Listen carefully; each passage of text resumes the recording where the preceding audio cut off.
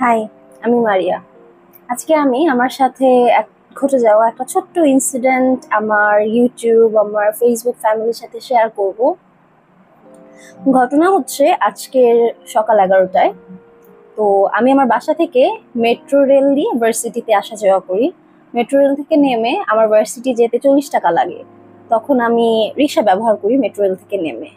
তো দেখা যায় যে আমি যেহেতু ডিইউতে নামি ইডেনে যাওয়ার জন্য, নিচে অনেক রিক্সা দাঁড়িয়ে থাকে। তো আজকে খুব বয়স্ক একটা রিক্সাওয়ালা দেখলাম এবং সে আমাকে বলতেছিল মামা কোথায় যাবেন এরকম, কিন্তু আমি আসলে তাকে ইগনোর করে গেলাম। এরপরে আমি 2 রিক্সা পরে অন্য এক রিক্সা থেকে উঠে গেলাম। তারপর আমি হঠাৎ করে রিক্সায় উঠার পরে আমি তার সাথে আই কন্ট্যাক্ট হয়ে গেল, এন্ড তার চোখে একটা রাগ, একটা বিরক্তি আমি লক্ষ্য করলাম যে আমার রিক্সায় উঠলা না কেন তুমি, বা হচ্ছে আমি তোমাকে ডাকলাম তুমি কেন অন্য জায়গায় অন্য রিক্সায় উঠছো এরকম। তো আমি কারণটা বলি। প্রথমত, সে যদি আমার ফ্যামিলির কোনো মেম্বার থাকতো সে হয়তো এতক্ষণে বেডে থাকতো, পুরা বেড রেস্টে। সে এতটাই বয়স্ক।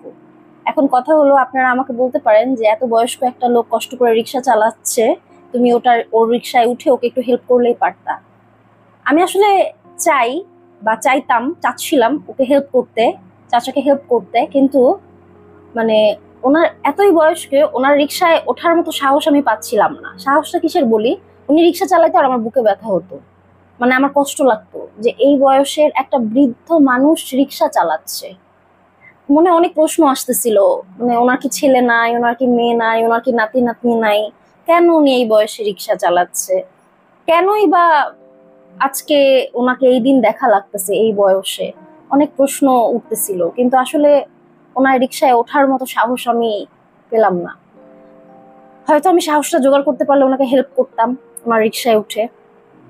আর আমার এক্সাম ছিল, না হয় আমি হয়তো কিছু টাকা দিয়ে দিতাম যে চাচা এটা আপনি রাখেন। আবার অনেকে এই টাকাটা অ্যাকসেপ্টও করতে চায় না, যে না আমি কেন টাকা নেব, আমি তো ভিখারি না।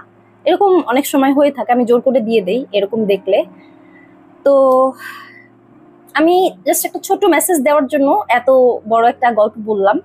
সেটা হলো যে আমাদের যেই মানে সিনিয়র সিটিজেনরা আছে, যে আমাদের দাদা আছে, নানা আছে, আমাদের বাবা মা আছে, যাদের বয়স একটু হয়ে গেছে, আমরা না তাদেরকে বোঝা ভাববো না। ওরা বোঝা না, ওরা আমাদের জীবনের ইরিপ্লেসেবল একটা পার্ট।